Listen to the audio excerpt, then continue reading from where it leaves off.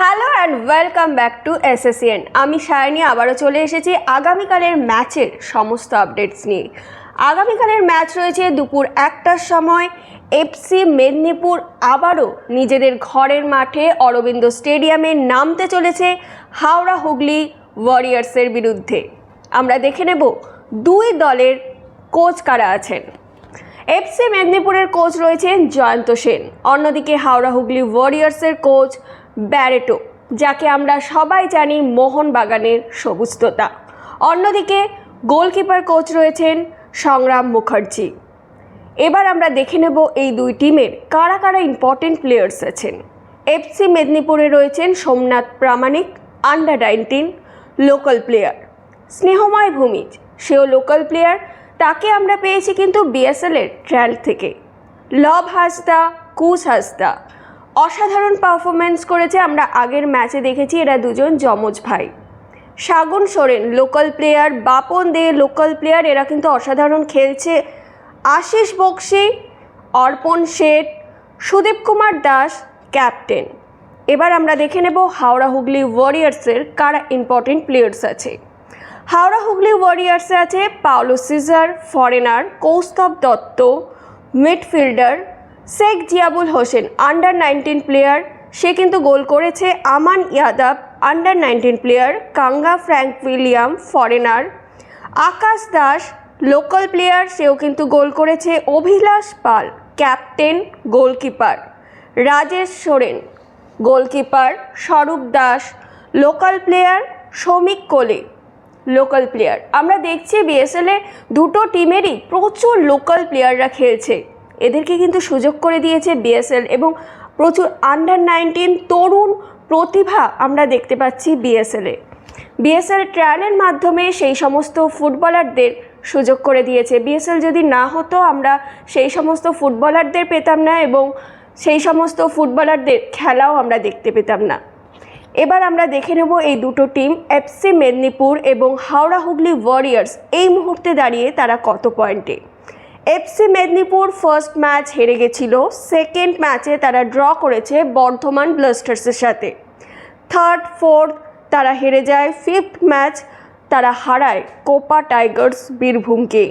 Fifth match থেকে তারা আস্তে আস্তে ঘুরে দাঁড়ায়।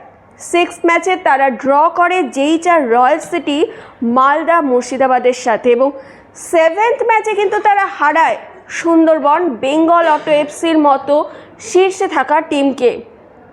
অর্থাৎ এফসি মেদিনীপুর প্রথম দিকে হয়তো লিগ টেবিলে নিচের দিকে অবস্থান করছিল, সেভাবে তারা পারফর্ম করছিল না, কিন্তু হঠাৎই ফিফথ ম্যাচ থেকে তারা ঘুরে দাঁড়ায়, তারা অসাধারণ পারফরমেন্স দিচ্ছে। তাদের এই মুহূর্তে পয়েন্ট 7টা ম্যাচ খেলে 8, তারা 6টা গোল দিয়েছে এবং 8টা গোল খেয়েছে। এরপর আমরা দেখব হাওড়া হুগলি ওয়ারিয়ার্সের। হাওড়া হুগলি ওয়ারিয়ার্স প্রথম থেকেই তারা ভালো পারফর্ম করে, ফার্স্ট ম্যাচ জিতে যায়, সেকেন্ড ম্যাচ জেতে, থার্ড ম্যাচে শুধু তারা হারে সুন্দরবন বেঙ্গল অটো এফসির কাছে, ফোর্থ ফিফথ জিতে যায়, সিক্সথ ম্যাচে তারা হারে বর্ধমান ব্লাস্টার্সের কাছে, একটা অস্বাভাবিকভাবে হার, কারণ বর্ধমান ব্লাস্টার্স প্রথম থেকেই লিগ টেবিলে নিচের দিকে অবস্থান করছিল, কিন্তু বর্ধমান এখন আবার ঘুরে দাঁড়িয়েছে। তাই বর্ধমানের কাছে হাওড়া হুগলি ওয়ারিয়ার্স কিন্তু হেরে গেছিল সিক্সথ ম্যাচে এবং সেভেন্থ ম্যাচে তারা জেইচার রয়্যাল সিটি এফসির সাথে ড্র করে। এই মুহূর্তে দাঁড়িয়ে তাদের পয়েন্ট 7টা ম্যাচ খেলে 13। কালকের ম্যাচটাতে কি হতে চলেছে সেটা কিন্তু আমরা কেউই জানি না। হাওড়া হুগলি ওয়ারিয়ার্স লাস্ট দুটো ম্যাচ কিন্তু তারা জয় পায়নি, সেভাবে তারা পয়েন্ট পায়নি এবং আমরা দেখেছি বিএসএলে এবারে প্রচুর গোল হচ্ছে। শুধু দেশি ফুটবলার না, বিদেশি ফুটবলার না, ইন্টারস্টেট ফুটবলার, সমস্ত ফুটবলাররাই প্রচুর গোল করছে এবং আমরা যেটা দেখেছি বিদেশিদের থেকেও দেশিদের গোলের সংখ্যা বেশি, সেটা একটা গর্বের ব্যাপার। তবে ফিরে আসি কালকের ম্যাচটাতে কি হতে চলেছে সেটা আমরাও জানি না। হাওড়া হুগলি ওয়ারিয়ার্স দুটো ম্যাচ যেহেতু তারা জিততে পারেনি, কালকে কি তারা ঘুরে দাঁড়াবে? কালকে তারা জেতার জন্য মাঠে হাড্ডাহাড্ডির লড়াই করতে নামতে চলেছে?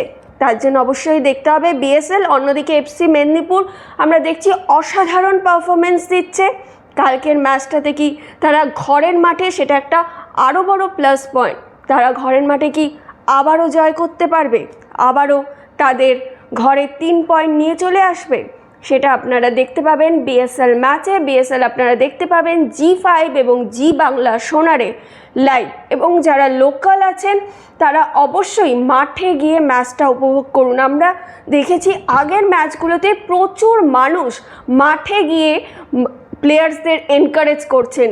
এটাই তো আমরা চাই যে আপনারা মাঠে গিয়ে মাঠটাকে ভরান এবং প্লেয়ার্সদের এনকারেজ করুন, নিজের নিজের টিমকে সাপোর্ট দিন। আজ এ পর্যন্তই, আবার আপনাদের সঙ্গে দেখা হবে আগামীকাল একটা নতুন পর্ব নিয়ে। সেখানে আপনাদের আমি তারপরের দিনের ম্যাচের আপডেটস জানাবো। আর এসএসসিএনে আপনারা পেয়ে যাবেন ম্যাচের সমস্ত রকম আপডেট, তাই এসএসসিএনকে কিন্তু অবশ্যই আপনারা সাবস্ক্রাইব করে দিন এবং আপনারা আপাতত দেখতে থাকুন বিএসএল।